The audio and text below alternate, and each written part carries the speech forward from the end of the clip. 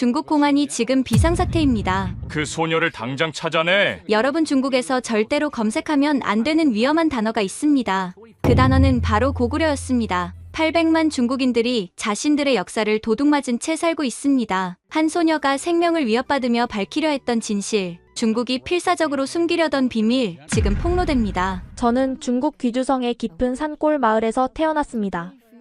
해발 1500m가 넘는 고산지대, 1년 내내 짙은 안개가 마을을 감싸고 있는 곳이죠. 저희 마을 사람들은 외부와 거의 단절된 채 살아갔어요. 제 이름은 야오멍. 묘족이라는 소수민족으로 17년을 살아왔습니다. 초등학교 입학 첫날을 아직도 생생하게 기억해요. 담임 선생님이 출석을 부르며 한 명씩 일어나게 했죠. 자, 이제 여러분 각자 자기가 어느 민족인지 말해보세요. 아이들이 하나둘 일어나기 시작했어요. 한족입니다. 저도 한족이에요. 한족입니다. 드디어 제 차례가 왔습니다. 저는 잠시 주저하다가 작은 목소리로 대답했어요. 묘족입니다. 그 순간 교실 안이 조용해졌습니다. 몇몇 아이들이 고개를 돌려 저를 쳐다봤고 뒷자리에서는 누군가 킥킥거리는 소리가 들렸어요. 선생님은 명부에 뭔가를 적으며 고개를 끄덕이셨죠. 아, 그래. 묘족은 소수민족이지. 앉아도 좋아. 그날 이후로 저는 교실 안에서 보이지 않는 벽을 느끼기 시작했어요. 아무도 대놓고 저를 따돌리지는 않았지만 체육 시간에 팀을 나눌 때면 항상 마지막에 남았고 점심시간에 함께 밥을 먹자고 먼저 말을 거는 친구는 없었습니다. 더 이상하게 느껴진 건 역사 수업 시간이었어요. 선생님은 위대한 중화 문명을 자랑스럽게 설명하셨죠. 진시황의 통일, 한나라의 번영, 당나라의 찬란한 문화. 그런데 그 어디에도 우리 묘족 이야기는 없었어요. 한 번은 용기를 내어 손을 들고 물어봤습니다. 선생님, 묘족의 역사는 왜 안 나와요? 선생님은 잠깐 당황한 표정을 지으시더니 이내 미소를 지으며 대답하셨어요. 묘족도 중화민족의 일부야. 다 함께 발전해 온 거지. 자세한 건 나중에 배울 거야. 하지만 그 나중은 결코 오지 않았습니다. 초등학교 6년, 중학교 3년 내내 우리는 교과서에서 단 한 번도 제대로 다뤄지지 않았어요. 가끔 소수민족 정책이라는 단원에서 사진 한 장과 함께 짧게 언급될 뿐이었죠. 집에 돌아와 할머니께 물어봤어요. 할머니, 우리는 왜 한족이 아니에요? 할머니는 부엌에서 저녁 준비를 하시다가 잠시 손을 멈추셨습니다. 우리는 묘족이니까. 옛날부터 그래왔어. 그런데 왜 학교에서는 우리 이야기를 안 해줘요? 할머니는 한숨을 쉬시며 제 머리를 쓰다듬으셨어요. 세상에는 말해도 되는 이야기가 있고 말하면 안 되는 이야기가 있단다. 그때는 그 말이 무슨 뜻인지 몰랐습니다. 단지 우리가 소수라서 중요하지 않아서 그런 줄로만 알았어요. 고등학교에 진학하면서 저는 더욱 혼란스러워졌습니다. 대학 입시에서 소수민족은 가산점을 받는다고 했어요. 그래서 친구들은 부러워하기도 했죠. 너희는 좋겠다. 공부 못해도 대학 가니까. 한족 친구가 시험 기간에 툭 던진 말이었습니다. 저는 그 친구보다 성적이 좋았는데도 아무 말도 할 수 없었어요. 우리는 특별 대우를 받는 것처럼 보였지만 사실은 그저 조용히 있기를 바라는 대가였습니다. 전통 춤을 추고 화려한 옷을 입고 관광객들 앞에서 미소 짓는 것. 그것이 우리에게 허락된 전부였어요. 하지만 저는 계속 궁금했습니다. 우리는 정말 누구일까요? 왜 우리의 진짜 이야기는 아무도 말하지 않을까요? 그 의문은 제 마음속에서 점점 커져갔습니다. 그리고 그 답을 찾아가는 여정은 고등학교 1학년이 되던 해봄, 할머니의 부름으로 시작되었습니다. 야오멍아, 이리 와봐라. 할머니는 안방 깊숙한 곳에 있는 오래된 나무 상자를 열고 계셨어요. 그 안에서 빛바랜 천 조각 하나를 꺼내셨습니다. 묘족 전통 치마였지만 제가 평소에 보던 것과는 달랐어요. 이게 뭐예요, 할머니? 우리 집안에 대대로 내려오는 거란다. 너의 증조할머니가 손수 만드신 거야. 저는 그 치마를 자세히 들여다봤습니다. 붉은 실과 파란 실로 정교하게 수놓아진 무늬들이 있었어요. 특히 눈길을 끈 건 치마 아래쪽에 그려진 두 갈래 물결무늬였습니다. 하나는 맑은 파란색, 하나는 탁한 갈색으로 표현되어 있었죠. 할머니, 이 두 개의 강은 뭘 뜻해요?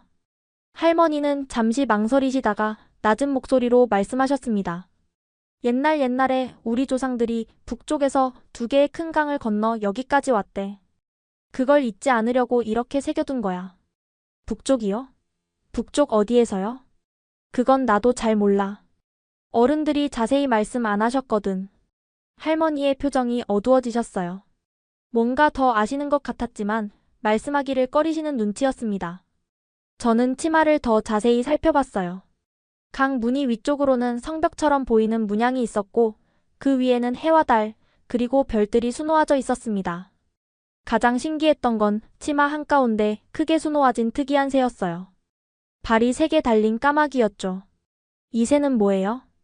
삼조고라고 해. 태양 속에 산다는 신성한 새란다.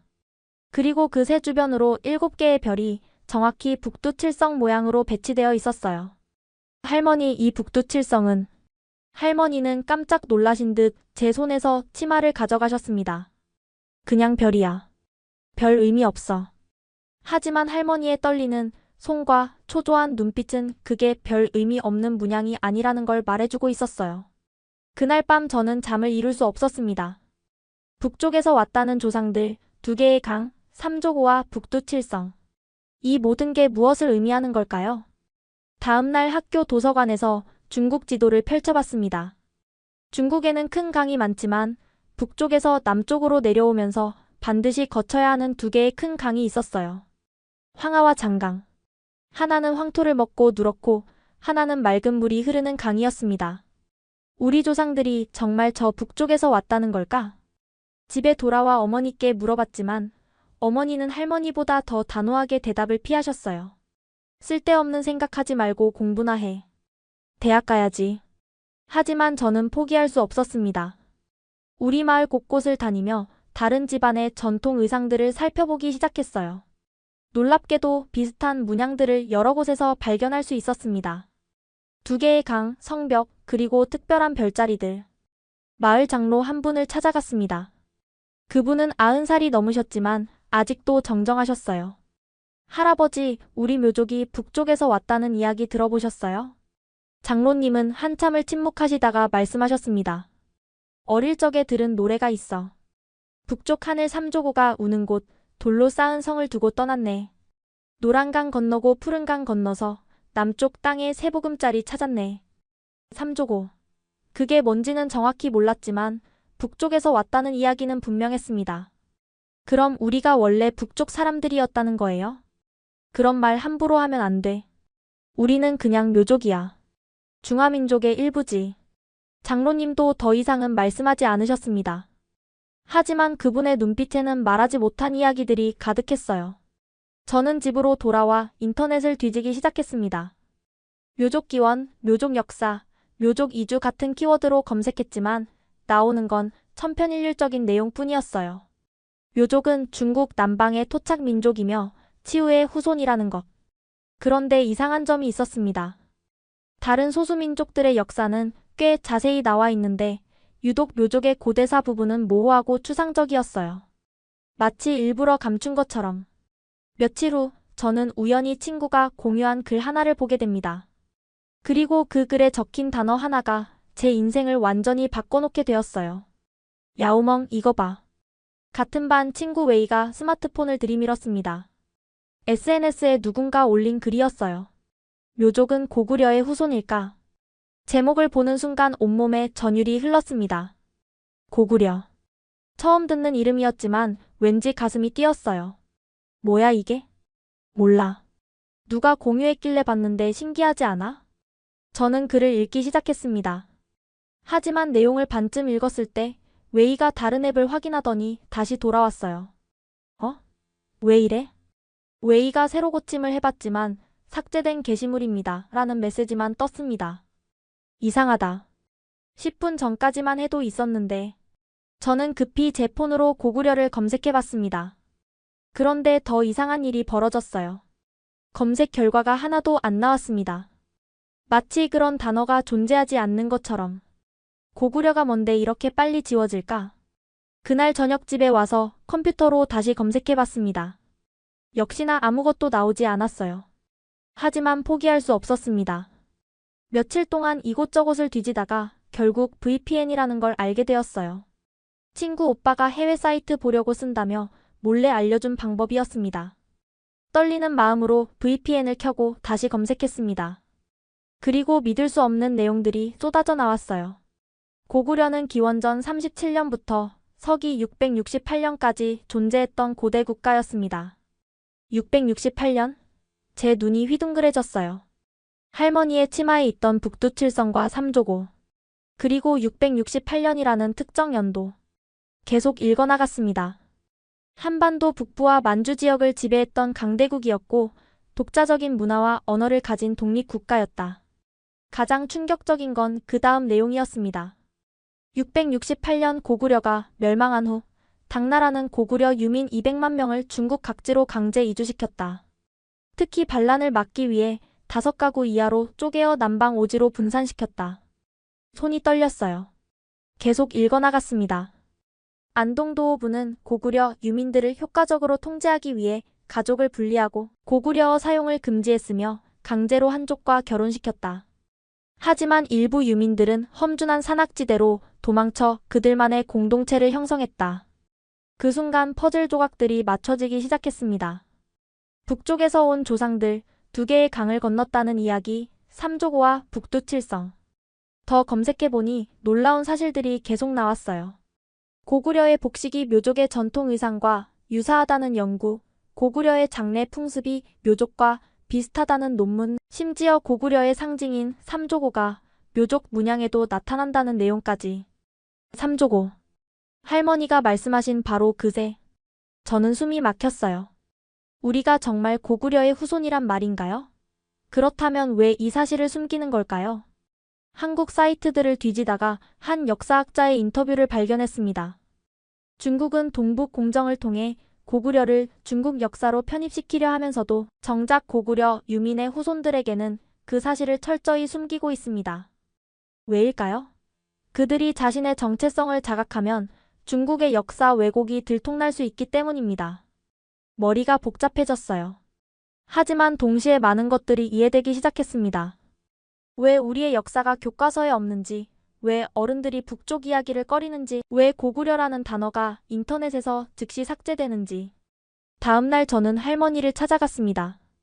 제가 알아낸 것들을 말씀드려야 한다는 생각이 들었어요. 더 이상 모른 척할 수 없었습니다. 그리고 단도직입적으로 물었어요. 할머니, 고구려라는 나라 아세요? 할머니의 얼굴이 하얗게 질렸습니다. 떨리는 손으로 제 팔을 잡으시며 주위를 둘러보셨어요. 누가 그런 말을 했니? 어디서 들었어?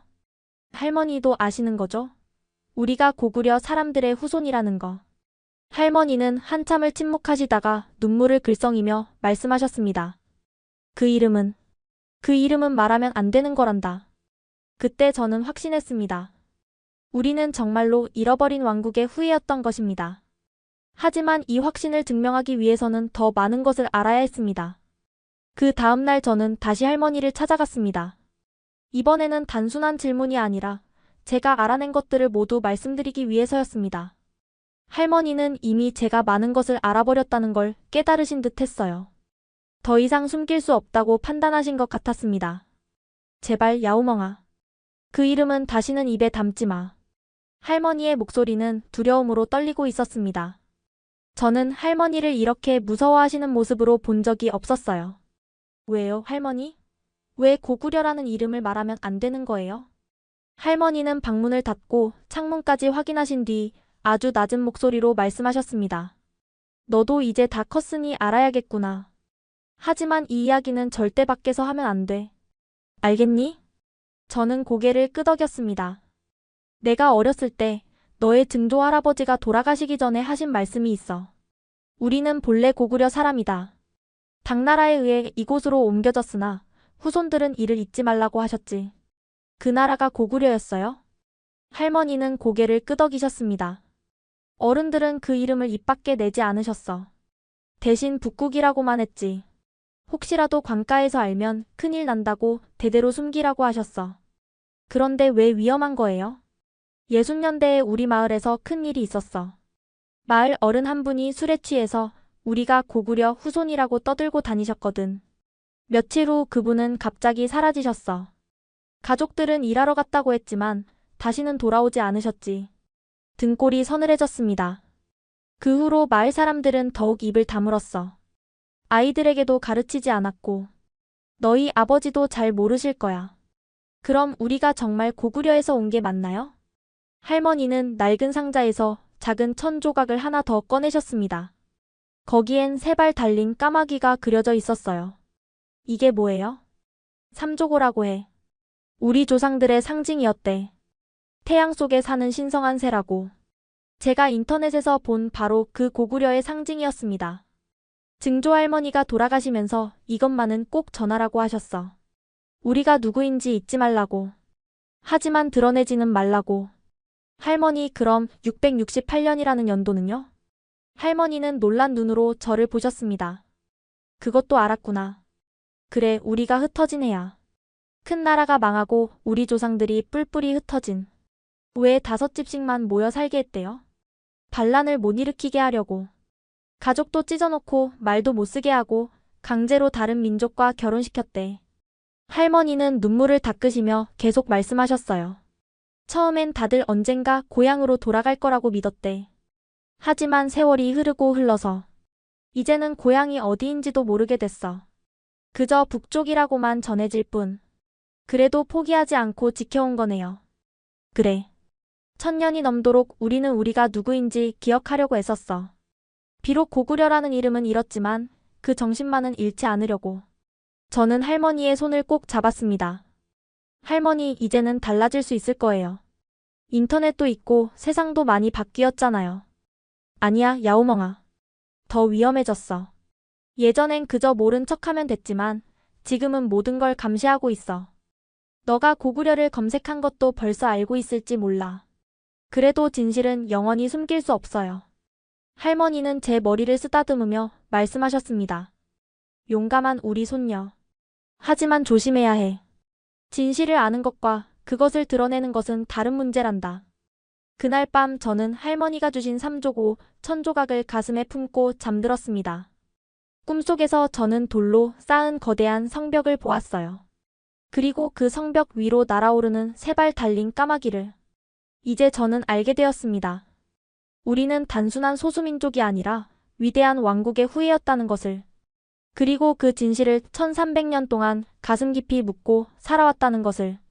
하지만 이것은 시작에 불과했습니다. 진짜 여정은 이제부터였으니까요. 할머니와의 대화 이후 저는 마치 새로운 눈을 뜬 것 같았습니다. 그동안 당연하게 여겼던 우리의 전통과 문화가 모두 다르게 보이기 시작했어요. 친구 웨이에게 조심스럽게 이야기를 꺼냈습니다. 웨이, 혹시 우리 묘족이 원래 북쪽에서 왔다는 얘기 들어본 적 있어? 웨이는 주위를 둘러보더니 속삭였어요. 너도 그거 찾아봤구나. 사실 나도 궁금했어. 우리 할아버지가 가끔 이상한 말씀을 하시거든. 무슨 말씀? 우리는 돌성을 쌓던 사람들의 후손이라고. 말을 타고 활을 쏘던 용맹한 전사들이었다고. 돌성. 고구려는 뛰어난 축성 기술로 유명했다는 글을 본 기억이 났습니다. 우리 같이 조사해 볼래? 우리 문화 속에 숨어있는 증거들을 찾아보자. 웨이는 흔쾌히 동의했어요. 우리는 비밀 프로젝트를 시작했습니다. 첫 번째로 주목한 건 우리의 장례 풍습이었어요. 마침 마을에서 장례식이 있었는데 우리는 그 과정을 자세히 관찰했습니다. 묘족은 사람이 죽으면 바로 묻지 않고 집에 며칠 동안 모셔둡니다. 그동안 가족들은 밤새 노래를 부르고 춤을 춰요. 마치 떠나는 이를 성대하게 배웅하는 것처럼. 이상하지 않아? 한족들은 조용히 애도하는데 우리는 왜 노래를 부를까? 웨이가 의문을 제기했어요. 저는 며칠 전 읽은 자료를 떠올렸습니다. 고구려 벽화에도 비슷한 장면이 있었어. 죽은 이를 위해 노래하고 춤추는 모습이. 더 놀라운 건 상복이었습니다. 우리는 흰색 상복 위에 특별한 두건을 쓰는데 그 모양이 독특했어요. 새의 날개처럼 양쪽으로 뻗어 있었죠. 이것도 까마귀와 관련이 있을까? 두 번째로 살펴본 건 우리의 전통 복식이었어요. 특히 남자들이 입는 바지가 흥미로웠습니다. 와, 이 바지 봐. 허벅지는 넓고 종아리는 좁아. 말 타기에 딱 좋은 구조야. 우리가 언제 말을 탔다고? 그러게. 지금은 산악지대에 살고 있는데 왜 기마복을 입을까? 우리는 인터넷에서 찾은 고구려 벽화 속 복식과 비교해봤어요. 놀랍도록 유사했습니다. 특히 무릎 아래를 천으로 감싸는 방식이 똑같았어요. 세 번째 발견은 우리의 언어에서 나왔습니다. 묘족어를 쓰는 노인들의 대화를 주에 깊게 들어보니 가끔 이상한 단어들이 섞여 있었어요. 웨이 이거 들어봐. 우리말로 성을 구르라고 하잖아. 그런데 한국어로 성이 뭔지 알아? 성. 고구려의 구루와 발음이 비슷하지 않아? 물론 우연일 수도 있었지만 이런 단어들이 하나둘이 아니었어요. 네 번째는 우리의 신화와 전설이었습니다. 마을 도서관에서 묘족 설화집을 찾아 읽어봤어요. 여기 봐. 하늘의 새가 태양을 지킨다는 이야기가 있어. 삼조고잖아. 그리고 이것도 북쪽 나라의 왕이 하늘의 아들이었다는 전설. 고구려 왕들이 천손, 즉 하늘의 자손이라고 주장했다는 역사 기록과 일치했습니다.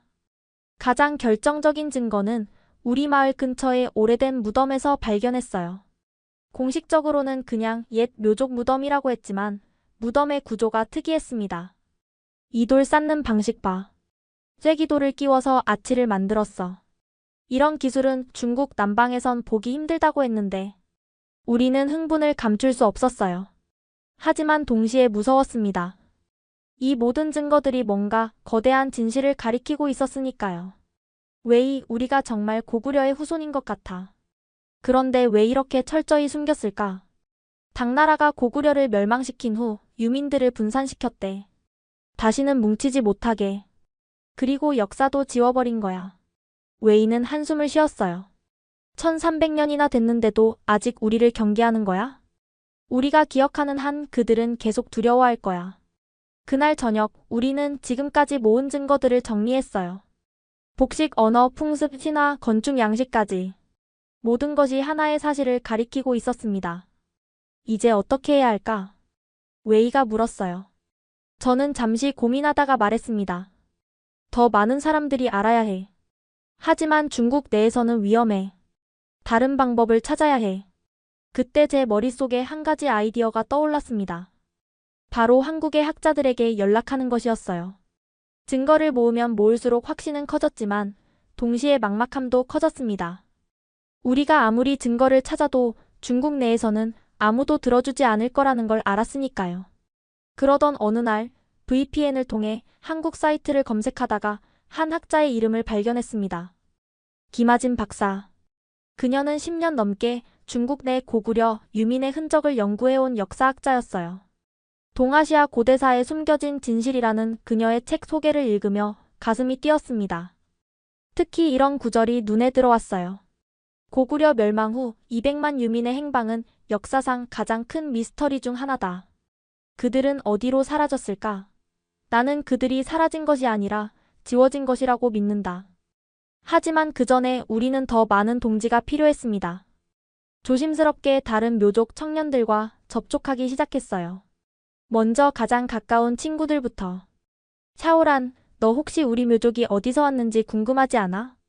평소 호기심 많은 샤오란은 즉시 관심을 보였어요. 당연히 궁금하지.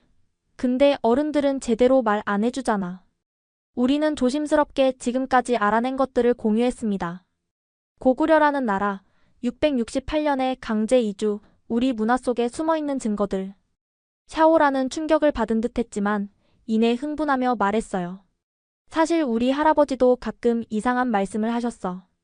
우리는 원래 추운 곳에서 살았다고. 눈이 많이 오는 곳이었다고. 고구려는 정말로 춥고 눈이 많은 지역이었죠. 며칠 후 샤오란이 또 다른 친구 2명을 데려왔어요. 그들도 비슷한 의문을 품고 있었다고 했습니다. 우리 마을에도 이상한 전통이 있어. 새해 첫날에는 절대 북쪽을 바라보며 절하지 않아.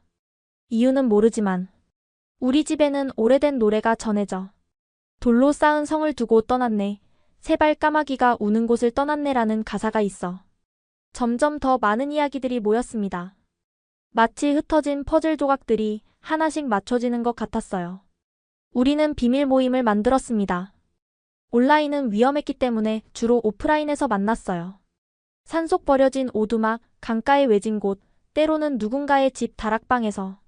모임의 이름은 북두칠성으로 정했습니다. 북쪽을 가리키는 별자리처럼 우리의 진짜 고향을 찾아가자는 의미였어요. 처음엔 5명으로 시작했지만 입소문이 나면서 점점 늘어났습니다. 한 달 만에 20명이 넘는 청년들이 모였어요. 각자 다른 마을, 다른 배경을 가졌지만 모두 같은 갈증을 품고 있었습니다. 나는 누구인가? 모임에서 우리는 각자 수집한 정보를 공유했습니다.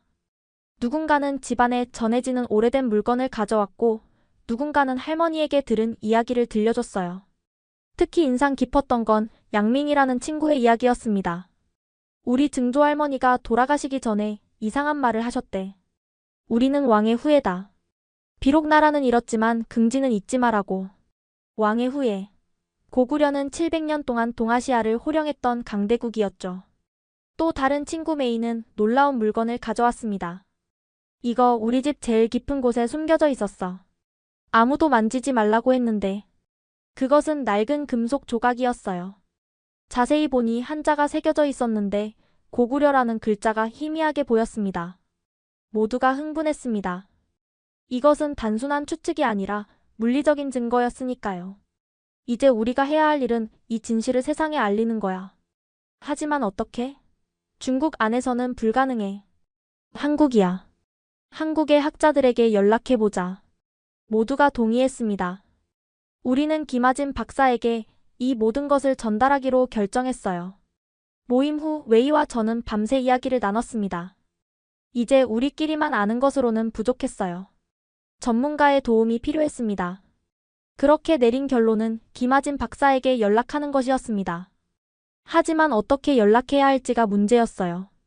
이메일 주소를 찾는 것도 쉽지 않았고 무엇보다 중국에서 한국으로 보내는 메일이 감시당할 수도 있었으니까요. 결국 우리는 몇 단계를 거쳐 우회하기로 했습니다. 먼저 VPN으로 익명 이메일을 만들고 그 계정으로 김 박사가 근무하는 대학의 공개 이메일로 연락했어요. 편지를 쓰는데 일주일이 걸렸습니다. 무엇을 어떻게 써야 할지, 어디까지 밝혀야 할지 고민이 많았어요. 제목을 뭐라고 쓸까? 너무 직접적이면 필터링 될 수도 있어. 그럼 동아시아 고대사에 관한 질문은 어때? 결국 우리는 최대한 조심스럽게 편지를 작성했습니다. 존경하는 김아진 박사님께 저희는 중국 귀주성에 사는 학생들입니다. 박사님의 연구를 접하고 큰 감명을 받아 이렇게 용기 내어 연락드립니다. 저희는 소수민족인 묘족입니다. 최근 저희 민족의 역사를 조사하던 중 놀라운 사실들을 발견했습니다. 저희의 전통 문화가 박사님이 연구하신 고대 왕국과 많은 유사점을 보인다는 것입니다. 예를 들어 저희 전통 복식의 구조, 장례 풍습, 그리고 구전되는 이야기들이 놀라울 정도로 일치합니다. 특히 저희 조상들이 북쪽에서 2개의 강을 건너왔다는 전승은 역사적 사실과 맞아떨어지는 것 같습니다. 더 놀라운 것은 저희 할머니께서 보관하고 계신 오래된 천의 3조고와 북두칠성이 새겨져 있다는 것입니다.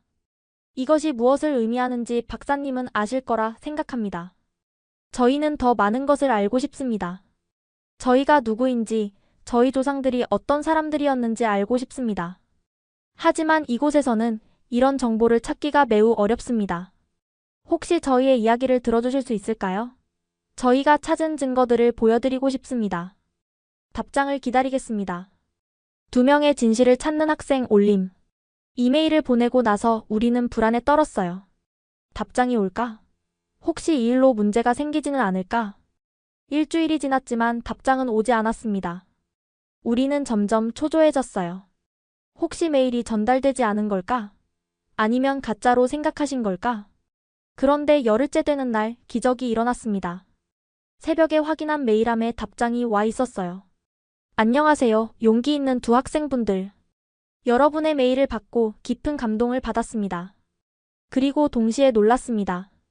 제가 오랫동안 찾던 퍼즐의 조각을 여러분이 가지고 있을지도 모른다는 생각이 들었기 때문입니다. 668년은 매우 중요한 해입니다. 그해 무슨 일이 있었는지 여러분도 이미 짐작하고 계시리라 생각합니다. 여러분이 찾은 증거들을 꼭 보고 싶습니다. 하지만 이메일로는 한계가 있을 것 같습니다. 혹시 화상통화가 가능할까요? 물론 안전이 최우선입니다. 무리하지 마시고 가능한 방법을 알려주세요. 여러분의 용기에 다시 한번 감사드립니다. 진실은 반드시 밝혀질 것입니다. 김아진. 추신 이 대화는 우리만의 비밀로 해주세요. 여러분의 안전을 위해서입니다. 우리는 감격에 겨워 서로를 끌어안았습니다. 드디어 우리의 이야기를 들어줄 사람을 찾은 것입니다. 며칠간의 이메일 왕래 끝에 우리는 조심스럽게 화상통화 일정을 잡았습니다. 하지만 화상통화는 쉽지 않은 문제였어요. 학교나 집에서는 너무 위험했고 PC방도 감시 카메라가 있었으니까요. 고민 끝에 우리는 웨이의 사촌 오빠가 쓰던 빈 작업실을 빌리기로 했습니다. 와이파이는 되지만 사람은 없는 안전한 곳이었어요. VPN을 켜고 노트북으로 접속하는데 손이 떨렸습니다. 약속한 시간, 화면에 김아진 박사의 얼굴이 나타났습니다. 따뜻하면서도 진지한 표정이었어요. 만나서 반갑습니다. 이렇게 연결될 수 있어서 정말 기쁩니다. 그녀의 목소리를 듣는 순간 왠지 모를 안도감이 들었습니다. 우리는 드디어 혼자가 아니었어요. 안녕하세요, 박사님. 저는 야오멍이고 이쪽은 제 친구 웨이예요. 화면 속 김아진 박사는 따뜻하게 웃으며 고개를 끄덕였습니다. 반가워요. 여기까지 오느라 고생 많았죠? 안전한가요? 네, 조심해서 왔어요. 아무도 모르게요. 박사님은 잠시 무언가를 준비하시더니 화면에 자료를 띄우셨어요. 고구려 벽화와 지도들이었습니다. 먼저 제가 왜 여러분의 이야기에 관심을 갖는지 설명할게요. 668년 고구려가 멸망했을 때 일어난 일을 아시나요? 저는 조심스럽게 대답했습니다. 당나라가 고구려를 멸망시키고 백성들을 중국 각지로 흩어놓았다고 들었어요. 맞아요. 더 정확히는 안동도호부라는 기구를 만들어 고구려 유민 200만 명을 강제 이주시켰죠. 그런데 이상한 점이 있어요. 그 200만 명이 어디로 갔는지 중국 역사서에는 자세한 기록이 없어요. 웨이가 물었습니다. 왜 기록하지 않았을까요? 의도적으로 지웠다고 봐야죠. 하지만 단편적인 기록들을 종합해보면 상당수가 중국 남방, 특히 귀주성과 운남성 일대로 보내졌다는 걸 알 수 있어요. 박사님은 새로운 자료를 보여주셨습니다. 당나라 시대의 공문서였어요. 여기 보세요. 고구려 유민을 5호 이하로 분산하여 남만 지역에 안치하라는 명령이 있어요. 반란을 막기 위해 가족도 뿔뿔이 흩어놓은 거죠. 저는 가슴이 아파왔습니다. 가족과 생이별한 조상들의 고통이 느껴지는 것 같았어요. 그럼 저희가 정말... 잠깐만요. 먼저 여러분이 준비한 증거들을 보여주시겠어요? 우리는 준비해온 사진들을 하나씩 보여드렸습니다. 할머니 치마에 수놓인 두 강의 문양, 삼조고와 북두칠성, 그리고 고구려라고 새겨진 금속 조각. 박사님의 눈이 점점 커졌습니다. 세상에, 이건 정말 놀라운 발견이에요. 특히 이 두 강의 문양, 이건 황하와 장강을 표현한 게 분명해요. 고구려 유민들이 남하하면서 반드시 건너야 했던 강들이죠. 다음으로 우리는 묘족의 전통 복식 사진을 보여드렸어요. 박사님은 즉시 고구려 벽화와 비교해 보여주셨습니다. 보세요. 바지의 구조가 똑같아요. 이건 기마민족의 전형적인 복식이에요. 산악지대에 사는 묘족이 왜 이런 옷을 입는지 이제 설명이 되죠. 그리고 이것도 있어요. 웨이가 우리의 장례 풍습을 찍은 영상을 보여드렸습니다. 박사님은 영상을 보시며 눈물을 글썽이셨어요. 이건 완전히 고구려식이에요. 시신을 며칠 동안 모셔두고 노래와 춤으로 보내는 것, 심지어 상복의 형태까지. 저는 떨리는 목소리로 물었습니다. 그럼 저희가 정말 고구려의 후손인가요? 박사님은 잠시 침묵하시다가 단호하게 말씀하셨습니다. 네. 제가 15년 동안 연구한 결과 묘족의 상당수는 고구려 유민의 후손이 확실합니다. 당신들이 바로 그 증거예요. 그 순간 웨이와 저는 동시에 눈물을 흘렸습니다. 1300년 만에 처음으로 우리가 누구인지 인정받은 것 같았어요. 박사님, 저희 모임의 다른 친구들도 증거를 가지고 있어요. 보여드려도 될까요? 물론이죠. 모든 증거가 중요해요. 우리는 북두칠성 모임 멤버들이 수집한 자료를 하나씩 보여드렸습니다. 캬오란이 찾아낸 마을의 오래된 비문 사진이 있었어요. 거기엔 희미하게 북레민이라는 글자가 보였습니다. 북쪽에서 온 사람들이라는 뜻이네요. 이런 직접적인 표현은 정말 드물어요. 양밍이 가져온 금속 조각의 확대 사진도 있었습니다. 박사님은 그것을 보시고 흥분하셨어요. 이건 고구려 관직의 인장으로 보여요. 여기 새겨진 문양이 고구려 고분벽화에 나오는 것과 일치합니다. 메이가 수집한 구전 노래들도 들려드렸습니다. 특히 한 노래의 가사가 박사님을 놀라게 했어요. 평양성 버드나무 아래서 이별의 노래를 불렀네. 남쪽으로 돌아올 날을 기약하며. 평양성, 고구려의 수도였죠. 이렇게 구체적인 지명이 남아있다니. 그때 갑자기 작업실 밖에서 인기척이 들렸습니다. 우리는 급히 소리를 줄이고 긴장했어요. 다행히 그냥 지나가는 소리였고 잠시 후 조용해졌습니다. 위험했어요. 괜찮으세요?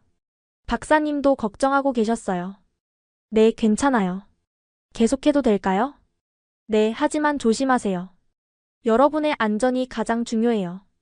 대화를 이어가던 중 박사님이 중요한 제안을 하셨습니다. 다큐멘터리 제작팀이 여러분의 이야기에 큰 관심을 보이고 있어요. 직접 만나서 인터뷰하고 싶다고 하는데 가능할까요? 우리는 서로를 바라봤습니다. 위험하지만 기회였어요. 언제 어떻게요? 그들이 관광객으로 위장해서 들어갈 예정이에요. 자세한 건 따로 연락드릴게요. 통화를 마치고 며칠 후 암호화된 메시지로 만남 장소와 시간이 전달됐습니다. 도시에서 50km 떨어진 폐공장이었어요. 약속한 날, 우리는 새벽 4시에 출발했습니다. 누가 따라오는지 수시로 확인하며 길을 돌아갔어요. 북두칠성 모임 멤버 중 5명이 함께했습니다. 더 많은 인원은 눈에 띌 수 있어서 2씩, 3씩 다른 시간에 출발해 따로따로 도착하기로 했죠. 폐공장에 도착했을 때 이미 2사람이 기다리고 있었어요. 한국인 감독과 카메라맨이었습니다. 안녕하세요. 저는 박진성 감독입니다. 이렇게 위험을 무릅쓰고 나와주셔서 정말 감사합니다. 감독은 40대 중반의 진지한 표정의 남성이었어요. 카메라맨은 조용히 장비를 세팅하고 있었습니다. 여러분의 이야기를 전 세계에 알리고 싶습니다. 준비되셨나요? 우리는 고개를 끄덕였습니다. 안전을 위해 얼굴은 가리고 목소리도 변조하기로 했어요. 인터뷰는 개인별로 진행됐습니다. 먼저 제 차례였어요. 처음 고구려라는 이름을 들었을 때 어떤 느낌이었나요? 마치 오랫동안 잊고 있던 제 진짜 이름을 누군가 불러준 것 같았어요. 가슴이 뜨거워지면서도 눈물이 났습니다. 할머니께서 치마를 보여주셨을 때는요? 그때까지는 그저 오래된 갑오라고만 생각했어요. 그런데 삼조고와 북두칠성이 고구려의 상징이라는 걸 알게 된 순간 온몸에 소름이 돋았습니다. 1300년 동안 할머니의 할머니, 그 할머니의 할머니가 지켜온 비밀이었던 거예요. 감독은 세심하게 질문을 이어갔습니다. 중국 정부가 이 사실을 숨기는 이유는 뭐라고 생각하세요? 두려워하는 것 같아요. 우리가 우리의 정체성을 자각하면 그들이 주장하는 역사가 거짓이라는 게 드러나니까요. 다음은 웨이의 차례였습니다. 프로그래머로서 자료를 암호화하는 작업을 하셨다고요?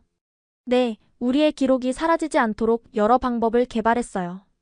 겉보기엔 평범한 파일이지만 특별한 키를 입력하면 우리의 역사가 나타나죠.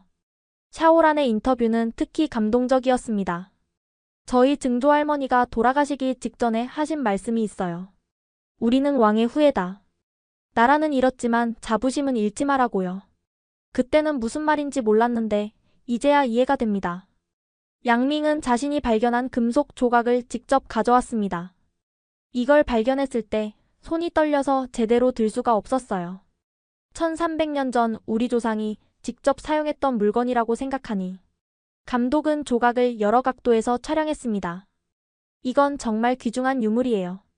박물관에 있어야 할 물건이죠. 메이는 할머니들에게서 채록한 노래를 직접 불러주었습니다. 구슬픈 멜로디에 모두가 숙연해졌어요. 인터뷰 중간중간 감독은 우리가 가져온 증거들을 하나하나 촬영했습니다. 전통 복식, 문양, 오래된 문서들, 그리고 마을의 특이한 풍습들까지. 이 정도 증거면 학계를 뒤흔들 겁니다. 여러분이 얼마나 중요한 일을 하고 있는지 아시나요? 린이 조심스럽게 물었습니다. 이 다큐멘터리가 공개되면 저희는 어떻게 되는 걸까요? 감독은 진지하게 대답했습니다. 솔직히 위험할 수 있어요. 하지만 여러분의 용기가 900만 묘족 전체의 미래를 바꿀 수 있습니다. 그리고 국제사회가 여러분을 지켜볼 거예요. 촬영이 거의 끝나갈 무렵 갑자기 밖에서 차 소리가 들렸습니다. 모두가 긴장했어요. 빨리 정리해야 합니다. 카메라맨이 재빨리 장비를 챙겼고 우리는 뒷문으로 흩어져 빠져나갔습니다. 다행히 그냥 지나가는 차였지만 그 긴장감은 잊을 수 없었어요. 나중에 감독이 보낸 메시지에는 이렇게 적혀 있었습니다. 여러분은 역사의 증인입니다. 이 다큐멘터리는 반드시 세상에 공개될 것이고 진실은 밝혀질 것입니다. 조심하시고 희망을 잃지 마세요. 그로부터 2달 후 잃어버린 왕국의 후예들 1300년의 침묵이라는 제목의 다큐멘터리가 완성되었다는 소식이 전해졌습니다. 하지만 왜 중국은 이 사실을 숨기는 거죠? 박사님은 한숨을 쉬며 설명하셨어요. 중국은 동북 공정을 통해 고구려를 중국 역사라고 주장하고 있어요. 하지만 만약 고구려 유민의 후손들이 자신의 정체성을 자각한다면 그들의 주장이 얼마나 허구인지 드러나겠죠. 그래서 우리에게는 계속 숨기는 거군요. 맞아요. 여러분은 살아있는 증인이에요. 고구려가 중국과는 다른 독립국가였다는. 박사님은 잠시 생각하시더니 말씀하셨습니다. 여러분의 이야기를 한국에 알리고 싶어요. 물론 신분은 철저히 보호하고요. 가능할까요? 저는 웨이와 눈을 마주치고 고개를 끄덕였습니다. 네, 더 많은 사람들이 진실을 알았으면 좋겠어요. 다큐멘터리가 완성되었다는 소식이 왔을 때 우리는 떨리는 마음으로 그 소식을 기다렸습니다. 제목은 잃어버린 왕국의 후예들 1300년의 침묵이었어요. 한국에서 먼저 방영되었는데 반응은 폭발적이었다고 했습니다. 김하진 박사가 흥분된 목소리로 전화했어요. 시청률이 15%를 넘었어요. 온라인에서는 더 큰 화제예요. 모두가 여러분의 이야기에 감동하고 있어요. 방영 직후 한국의 주요 포털 사이트 실시간 검색어 1위에 묘족 고구려가 올랐다고 했습니다. 댓글은 수만 개가 달렸어요. 정말 가슴이 아픕니다.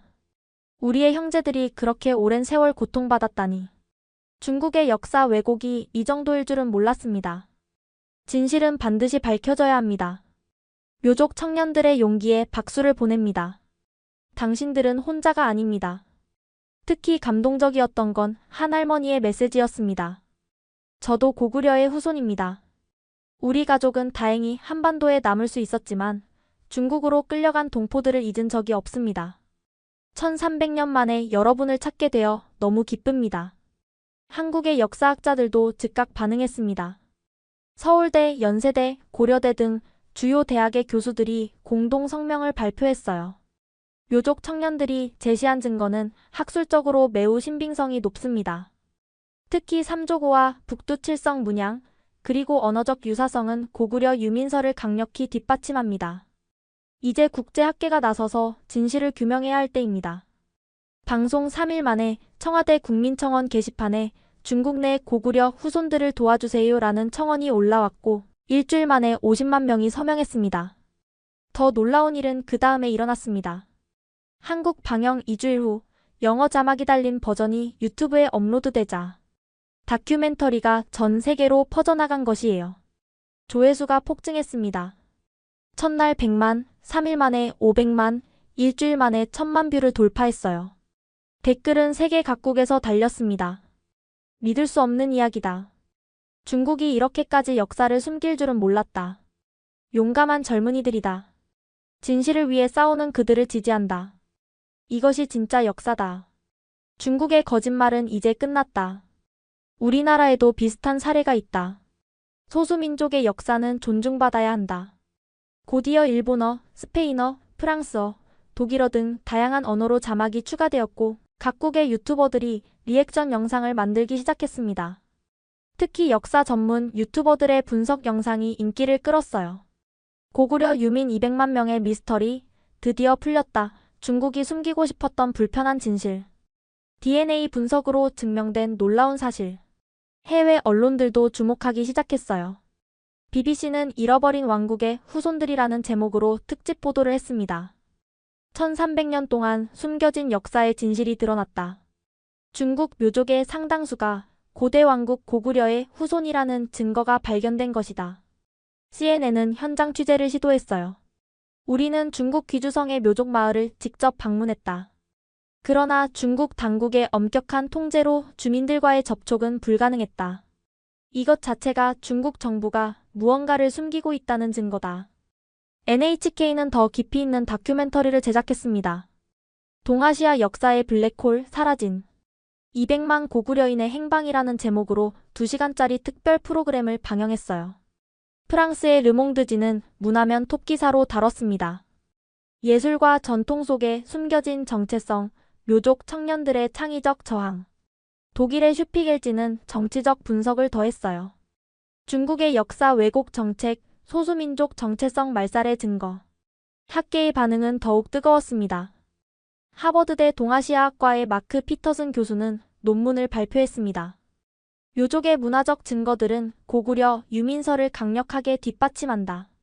특히 삼조고 문양과 북두칠성의 조합은 고구려 고분 벽화에서만 볼 수 있는 독특한 특징이다. 옥스퍼드대의 제임스 루이스 교수도 지지 의견을 냈어요. 언어학적 분석 결과 묘족어의 일부 단어가 고구려어로 추정되는 단어들과 놀라운 유사성을 보인다. 도쿄대 사학과는 긴급 심포지엄을 열었습니다. 동아시아 고대사의 재조명, 고구려 유민의 행방이라는 주제로 각국 학자들이 모였어요. 유네스코도 움직이기 시작했습니다. 우리는 중국 묘족의 문화유산이 체계적으로 연구되고 보호되어야 한다고 믿는다. 특히 그들의 역사적 정체성과 관련된 증거들은 인류 전체의 소중한 유산이다. 더욱 놀라운 것은 중국 내 묘족 사회의 반응이었습니다. 다큐멘터리는 중국에서 즉시 차단되었지만 VPN을 통해 본 묘족 청년들이 폭발적으로 반응했어요. 저도 같은 생각을 하고 있었어요. 우리 할머니도 비슷한 이야기를 하셨거든요. 구이양에서 연락드려요. 여기도 같은 전통이 있어요. 함께하고 싶어요. 윈난성 묘족입니다. 우리 마을에도 삼조고가 새겨진 비석이 있어요. 쓰촨성에서 연락합니다. 저희 집안에 전해지는 족보에 북방에서 왔다고 적혀 있어요. 광시 장족자치구의 묘족입니다. 저희 마을 이름이 고려촌이에요. 각 지역에서 보내온 증거 사진들이 쏟아졌습니다. 후난성의 한 청년이 보낸 사진은 특히 충격적이었어요. 오래된 묘족 족보의 첫 페이지에 한문으로 이렇게 적혀 있었습니다. 우리는 본래 고구려 사람이다. 당나라에 의해 이곳으로 옮겨졌으나 후손들은 이를 잊지 말라. 광둥성의 한 마을에서는 더 놀라운 발견이 있었습니다. 저희 마을 뒷산에 오래된 무덤군이 있는데 무덤의 구조가 한국의 고구려 고분과 똑같아요. 돌방 무덤에 벽화까지 있습니다. 충칭시 근처의 한 청년은 동영상을 보냈어요. 저희 마을 어른들이 제사 때 부르는 노래입니다. 가사에 평양이라는 단어가 나와요. 이런 증언과 증거들이 계속 쌓이자 김하진 박사는 추가 연구를 제안했습니다. 이제는 DNA 분석을 해야 할 때예요. 과학적으로 증명하는 거죠. 몇몇 묘족 청년들이 용기를 내어 머리카락 샘플을 몰래 보냈고 한국과 일본의 연구팀이 공동으로 분석했습니다. 결과는 충격적이었어요. 묘족 샘플의 60% 이상에서 한반도 북부 지역 고대인들과 동일한 유전자 마커가 발견되었습니다. 특히 고구려 고분에서 발굴된 육골의 DNA와 놀라운 일치를 보입니다. 이 연구 결과는 국제학술지 네이처에 게재되었고 전 세계 과학계를 떠들썩하게 했습니다. 한국 정부도 공식 입장을 발표했어요. 우리는 중국 내 고구려 후손들의 존재를 확인했으며 그들의 정체성과 문화가 보호받을 수 있도록 국제사회와 협력하겠다. 한국의 시민단체들도 움직였습니다. 고구려 후손 찾기 운동본부가 결성되었고 모금운동이 시작됐어요. 일주일 만에 10억 원이 모였습니다. 이 돈으로 묘족 청년들의 한국 유학을 지원하겠다. 서울시는 묘족 문화축제를 개최하기로 했고 여러 대학들이 묘족 학생들을 위한 특별 장학 프로그램을 만들었어요. 재외동 포재단은 특별 성명을 발표했습니다. 비록 국적은 다르지만 그들은 우리의 동포입니다. 1300년의 이별을 끝내고 다시 만날 때가 왔습니다. 세계 각국의 한인회들도 지지 성명을 냈어요. 미주 한인회는 묘족 동포들과의 연대를 선언합니다. 유럽 한인 총연합회는 묘족 청년들의 용기를 지지합니다. 일본 한인회는 역사적 진실 규명을 위해 함께하겠습니다. 국제 인권단체들도 관심을 보였습니다. 휴먼 라이츠 워치는 보고서를 발표했어요.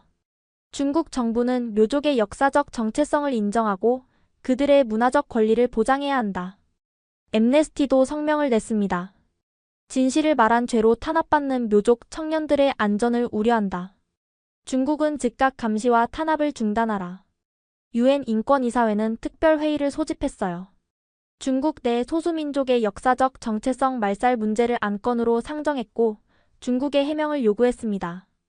이 모든 일이 불과 한 달 사이에 일어났어요. 우리의 작은 움직임이 전 세계적 파장을 일으킨 것입니다. 하지만 가장 큰 변화는 우리 자신에게서 일어났습니다. 더 이상 우리는 숨어있는 존재가 아니었어요. 세계가 우리를 보고 있었고 우리의 이야기를 들어주고 있었습니다. 어느 날 밤 북두칠성 모임의 멤버들과 화상으로 연결됐을 때 모두의 얼굴에는 희망이 가득했어요. 우리가 해냈어. 1300년의 침묵을 깼어. 이제 시작이야. 우리 아이들은 자유롭게 나는 고구려의 후손이라고 말할 수 있을 거야. 하지만 우리도 알고 있었습니다. 중국 정부가 가만히 있지 않을 거라는 것을. 어느 날 학교에서 갑작스러운 특별 교육이 있었어요. 주제는 올바른 민족관이었습니다. 최근 일부 외국 세력이 우리 소수민족을 이용해 분열을 조장하고 있습니다. 여러분은 현혹되지 마세요. 우리는 모두 중화민족입니다. 학생들의 시선이 은연중에 저와 웨이에게 쏠렸습니다. 56개 민족이 하나 되어 위대한 중국을 만들어가고 있습니다. 분열을 조장하는 어떤 시도도 용납되지 않을 것입니다. 방과 후 담임 선생님이 저를 따로 불렀어요. 야오멍, 요즘 집중을 못하는 것 같은데 무슨 일 있니? 아니에요, 선생님.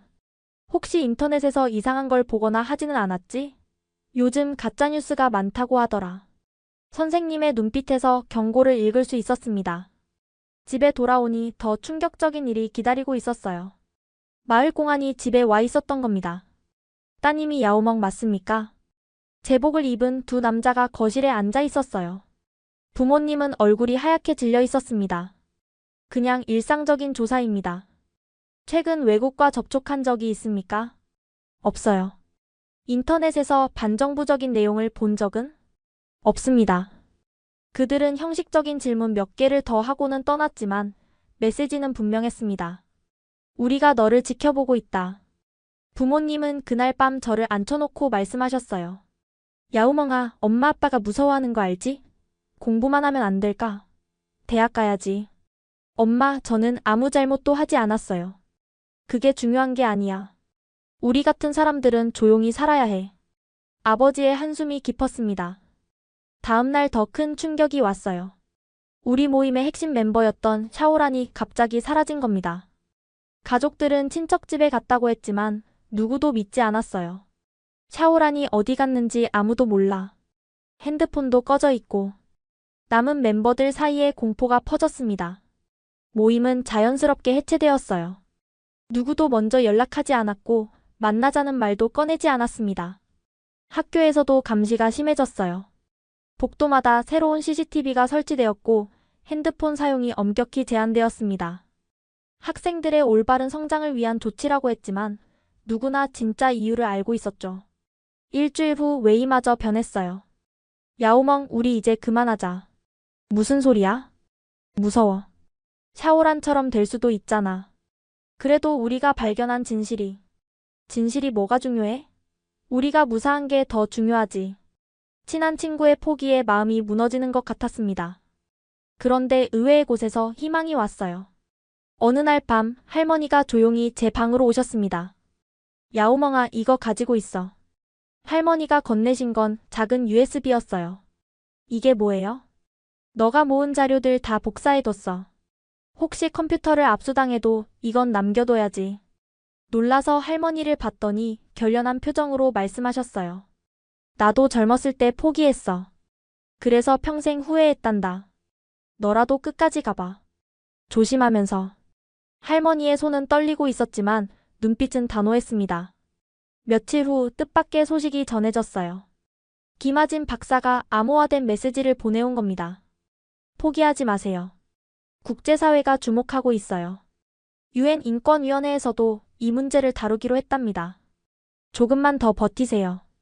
그리고 더 놀라운 소식이 이어졌습니다. 한국의 여러 대학에서 묘족 청년들에게 장학금을 제공하겠다고 나섰어요. 여러분이 안전하게 공부할 수 있도록요. 눈물이 났습니다. 비록 중국 내에서는 숨죽여야 하지만 세계는 우리를 잊지 않고 있었던 거예요. 공포의 분위기 속에서도 포기할 수 없는 것들이 있었습니다. 인터넷이 막히고 모임이 해체되었지만 우리는 각자의 방식으로 저항을 이어갔어요. 저는 일기를 쓰기 시작했습니다. 디지털이 위험하다면 아날로그로 돌아가기로 한 거죠. 매일 밤 할머니가 들려주신 이야기, 우리가 발견한 증거들, 그리고 지금의 상황을 꼼꼼히 기록했어요. 어느 날 뜻밖의 손님이 찾아왔습니다. 같은 학교 후배인 시우메이였어요. 선배, 저도 그 다큐멘터리 봤어요. VPN으로요. 조심해야 해. 지금은 위험해. 알아요. 하지만 저도 뭔가 하고 싶어요. 시우메이는 미술을 전공하는 학생이었어요. 그녀는 작은 스케치북을 꺼내 보여줬습니다. 이거 보세요. 우리 전통 문양들을 그리고 있어요. 언젠가는 이것들의 진짜 의미를 밝힐 수 있겠죠? 스케치북에는 아름다운 그림들이 가득했어요. 삼조고, 두 갈래 강, 성벽 문양들이 현대적으로 재해석되어 있었습니다. 이거 정말 멋져요. 선배가 시작한 일을 저희가 이어가고 싶어요. 비록 크게 나서지는 못해도요. 며칠 후 더 많은 후배들이 찾아왔어요. 그들도 각자의 방식으로 우리 문화를 기록하고 있었습니다. 한 명은 할머니들의 구전 노래를 몰래 녹음하고 있었고, 다른 한 명은 전통춤 동작을 그림으로 그려 보존하고 있었어요. 언젠가는 이 모든 게 의미를 가질 거예요. 우리는 조심스럽게 네트워크를 만들었습니다. 온라인이 아닌 오프라인으로, 디지털이 아닌 아날로그로. 특히 인상 깊었던 건 린이라는 친구의 프로젝트였어요. 그녀는 묘족 할머니들을 찾아다니며 그들의 손을 사진으로 찍고 있었습니다. 왜 손이야? 할머니들 손에는 역사가 새겨져 있어요. 바느질하느라 굳은 살이 박인 손, 전통 염색을 하느라 물든 손. 이 손들이 우리 문화를 지켜왔잖아요. 사진 속 할머니들의 손은 정말로 많은 이야기를 담고 있었습니다. 우리는 또한 암호 체계를 만들었어요. 겉으로는 평범한 학교 과제나 취미 활동으로 보이지만 실제로는 우리의 역사와 문화를 담은 작업들이었죠. 예를 들어 민속예술연구라는 이름으로 삼조고 문양을 조사하고 지역 설화 수집이라는 명목으로 고구려 관련 전승을 모았습니다. 가장 큰 프로젝트는 할머니의 요리책이었어요. 표면적으로는 묘족 전통 요리법을 모으는 거였지만 실제로는 각 요리에 얽힌 역사와 이야기를 함께 기록했습니다. 이 요리는 우리 조상들이 긴 여행을 할 때 만들어 먹었대요. 북쪽에서 남쪽으로 오는 동안. 이런 식으로 자연스럽게 우리의 역사를 녹여냈죠. 어느 날 웨이가 다시 찾아왔어요. 미안. 나 너무 겁먹었었어. 괜찮아. 이해해. 근데 너희가 하는 거 봤어. 나도 뭔가 하고 싶어. 웨이는 프로그래밍을 잘했기 때문에 우리의 자료를 안전하게 보관할 방법을 연구하기 시작했어요. 클라우드나 일반 저장 장치는 위험했기 때문에 특별한 암호화 방식을 개발했죠. 이렇게 하면 겉으로는 그냥 게임 파일처럼 보여. 하지만 특정 패스워드를 입력하면 우리 자료가 나타나. 우리의 활동은 점점 더 창의적이 되어갔습니다.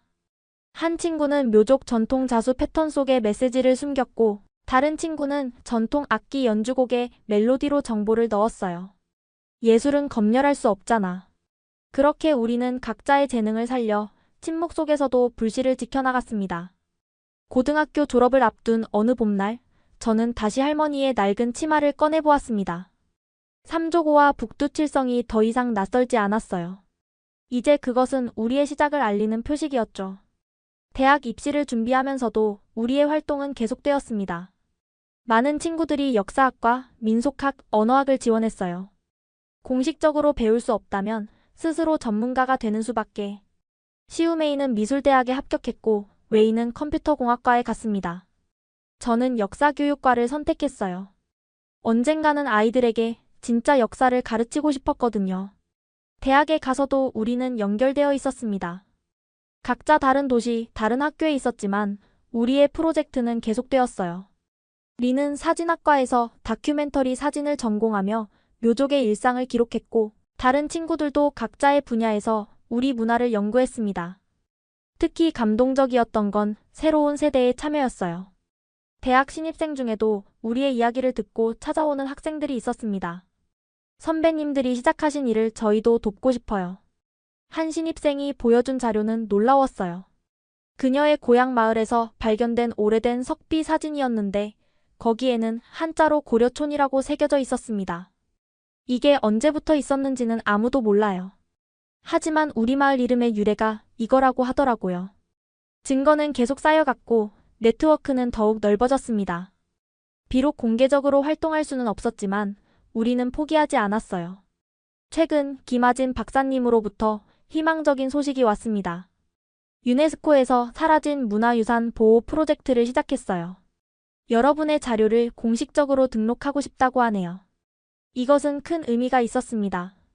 국제기구가 우리의 존재를 공식적으로 인정한다는 뜻이었으니까요. 물론 중국 정부의 반발이 있었지만 국제사회의 압력은 무시할 수 없었습니다.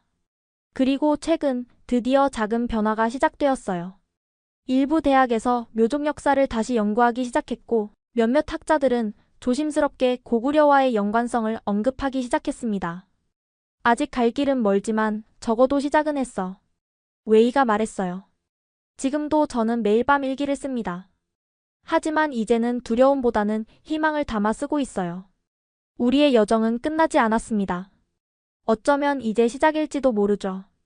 할머니는 여전히 삼조고가 수노인 치마를 보물처럼 간직하고 계시고 저는 그것을 물려받을 준비를 하고 있습니다. 언젠가는 자유롭게 말할 수 있는 날이 올 거예요. 나는 묘족이다. 그리고 우리는 고구려의 후손이다. 이 말을 당당하게 외칠 수 있는 그날까지 우리는 계속 기록하고 기억하고 전승할 것입니다. 1300년 전 우리 조상들이 강제로 이주당하면서도 정체성을 잃지 않았듯이 우리도 그럴 것입니다. 역사는 권력자가 쓰는 것이 아니라 기억하는 사람들이 만드는 것이니까요. 그리고 우리가 기억하는 한 고구려는 영원히 살아있을 것입니다. 지금까지 중국 귀주성의 17세 소녀 야오멍의 이야기 어떠셨나요? 한 소녀의 작은 의문에서 시작된 이 여정은 900만 묘족 전체의 숨겨진 역사를 밝혀내는 거대한 움직임이 되었습니다. 비록 중국 정부의 감시와 탄압 속에서도 이들은 포기하지 않았습니다. 펜과 종이로, 그림과 노래로, 그리고 서로를 향한 연대로 1300년의 침묵을 깨뜨리고 있습니다. 지금 이 순간에도 중국 어딘가에서는 제2, 제3의 야오멍이 자신들의 정체성을 찾아 나서고 있을 것입니다. 여러분, 이 이야기가 단순히 먼 나라의 일이 아닙니다. 고구려는 우리의 역사이고 그들은 우리의 잃어버린 형제입니다. 만약 이 이야기가 마음에 와닿으셨다면 꼭 공유 버튼을 눌러주세요. 더 많은 사람들이 이 진실을 알아야 합니다. 1300년 동안 잊혀졌던 우리 동포들의 존재를 널리 알려주세요. 구독과 좋아요도 잊지 마시고 다음에도 더 놀라운 이야기로 찾아뵙겠습니다. 지금까지 원더풀 해외 사연이었습니다. 감사합니다.